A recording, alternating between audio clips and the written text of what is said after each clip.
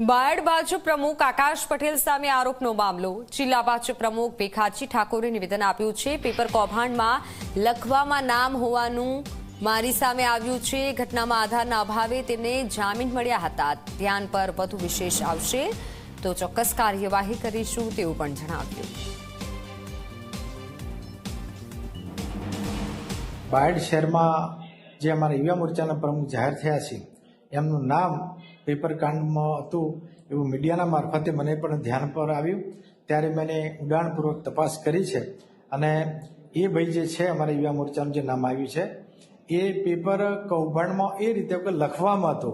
એ પોતે કોઈ બારોટ એ વખતે જે તે વખતે 2023ની અંદર કાંડ બન્યો હતો એને આખું પેપર ફોડ્યું હતું અને 27 લોકો જે લખવામાં હતા એ પૈકીમાં છોકરો તો એવું મારી ધ્યાન પર આવ્યું છે અને એમના એ વખતે ત્યાં બોલાયા હતા। એની તપાસ પણ થઈ હતી અને એમના પર કોઈ વજૂદ નથી એ રીતે એમને તાત્કાલિક જામીન પણ આપ્યા હતા અને એમ છતાંય કોઈ જો મારી ધ્યાન પર વિશેષ આવશે તો પાર્ટી આગળ વધી અને એના પર પગલાં પણ ભરશે।